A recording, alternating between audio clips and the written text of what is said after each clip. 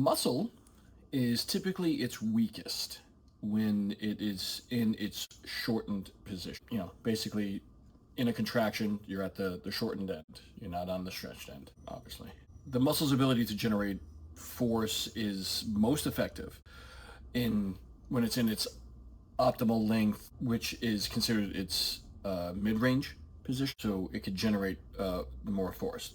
When a muscle is fully shortened completely, there's excessive overlap between the actin and myosin, which is the contractile proteins inside of a muscle, which ultimately leads to reduced force generation. Basically, when they're overlapped so much, they can't generate the force that's required when they're like here. So, now, can we strengthen the muscle when it's already in its shortened position, which is technically its weakest position? So can we change that and make it stronger? It'll still be its weakest position by definition as far as force production, but usually that's where, you're only as strong as your weakest link, is the saying. So if that's the weakest part in the weakest position, what if we strengthen it when it's in that position? Think about that. When there's an injury, sometimes the muscle feels better when it's in its shortened position. Not necessarily fully contracted and under tension, but when it's in its fully, in its shortest position. That's why sometimes it feels good, like if your hamstrings are sore or whatever, that if you're just laying there and you just, bring your legs in, your leg feels good because it's not under tension and it can't generate force, which doesn't, elicit a stretch reflex or anything else going on. There's no muscle contraction issue, so it doesn't have to really worry about that. Now, inside of every muscle is something called the muscle spindle, which is pretty much its communication center, right?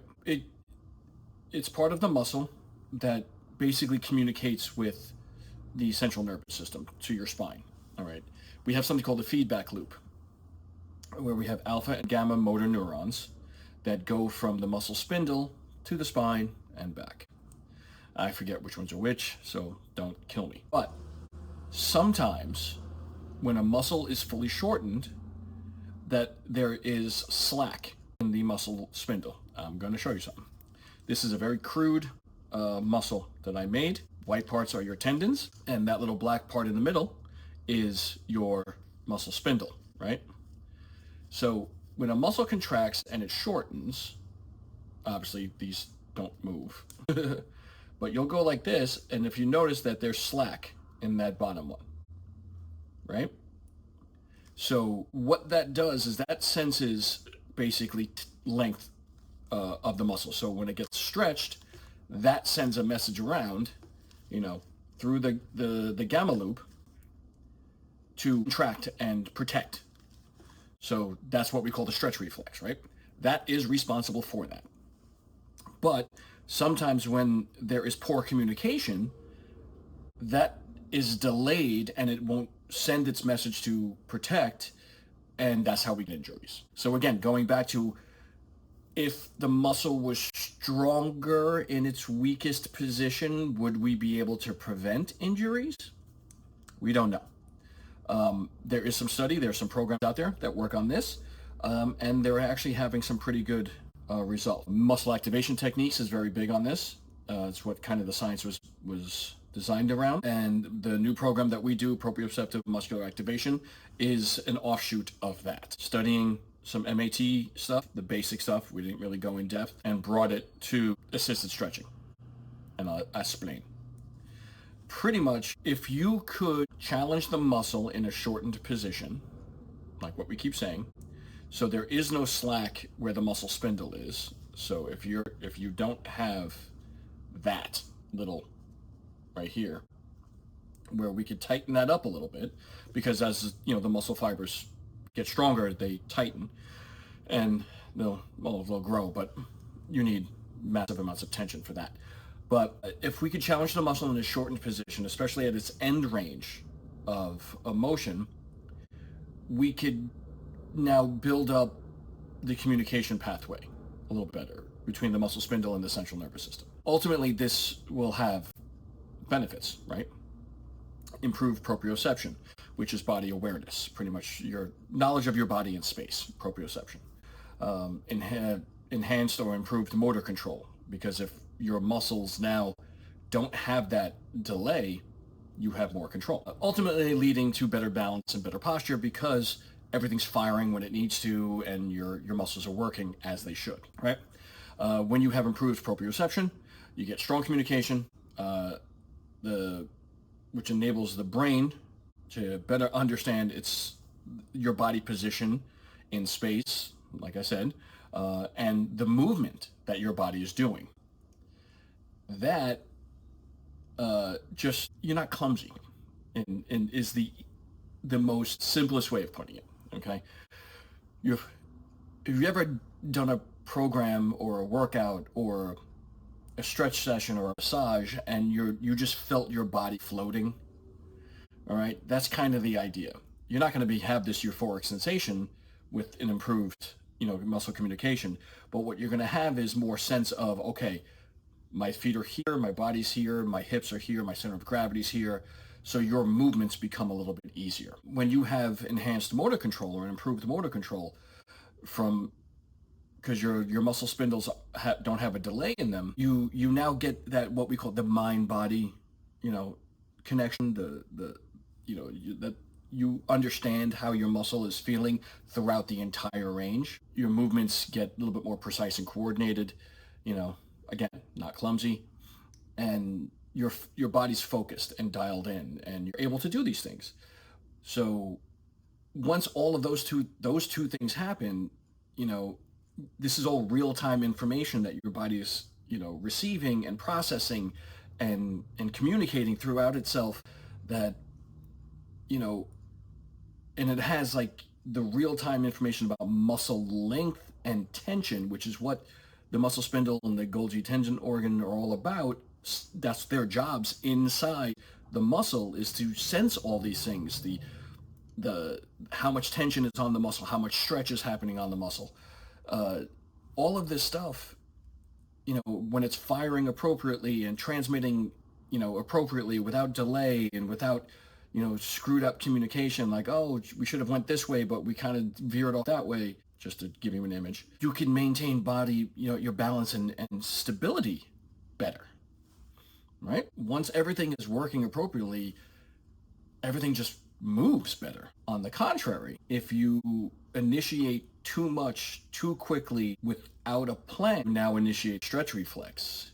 Communication gets disrupted and the body goes into protective mode because it senses that it has to brace itself because it doesn't know what's happening.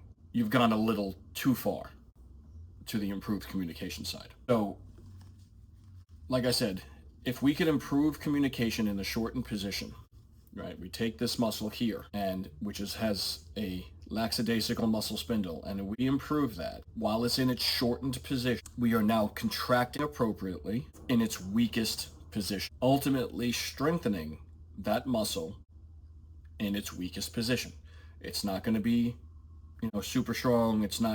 You're not going to develop insane amount of strength from this, but what you're doing is you're improving communication between the muscle and the central nervous system, i.e. making it stronger in its weakest position. Now, if we take that muscle and put it through a full range of motion, now the opposite is true. When a muscle is in its longest, more stretched position, it's at its most vulnerable for injury. So take the hamstring stretch, for instance. If you take your hamstring and you're doing a lying hamstring stretch, somebody moves your leg up, it hurts as it's stretching, because the body is sensing, okay, this isn't normal, what are you doing? Stop, as it goes all the way up. And you are now in a very vulnerable position for injury. Anything, if you tip the scale a little too much, boom, you pull a muscle, tear a muscle. So if we could get a full range of motion under control, and then in its most vulnerable position, strengthen that muscle. This is where PNF stretching is, proprioceptive neuromuscular facilitation. This is their concept, is in a fully stretched position, no pain, but fully stretched position, without forcing it. You do a muscle contraction against resistance for 10-15 seconds, relax, you're going to feel that muscle relax a little bit because it's no longer in a protective position. So now your vulnerable position has moved. It works. It does work. A lot of people, unfortunately, fail to understand how much pressure to put. So if I'm stretching somebody's hamstring and I say, okay, put a little pressure against my hands, my shoulder, and all of a sudden I'm moving way too much pressure. That is what causes injury. So there's a fine line between how far you can go.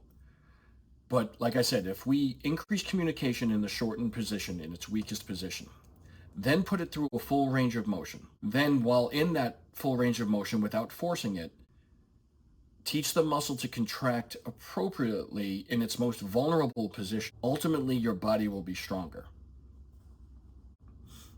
That is PMA, proprioceptive muscular activation. And this is what we can do. We are trying to change the game on recovery and flexibility in a safe and effective manner. And I just gave you the entire science behind it. The whole body will relearn. You give it a chance to. And then after that, you could reinforce all this new communication with resist training or corrective exercise. But if you've watched any of my videos, you know all exercise is corrective exercise if programmed appropriately. So, proprioceptive muscular activation, or PMA, is our program. It uses combinations of PNF stretching, full body assisted stretching, muscle activation technique science. From what we understand of it, it's really adept and really great. And we now have our program. It's a living, breathing program that will change person to person. And if you guys are interested in that, you can reach out. I'll have an email in the description. You could shoot me an email and I'll be able to ask any questions for you. And if you're in New York, in the Long Island area, we are getting a studio going and we'll have one-on-one sessions for you. So, okay. Thanks for watching. If you haven't done so, please hit subscribe, like this video, all that fun stuff, so we can keep pumping out more stuff for you. All right. You have yourself a great day.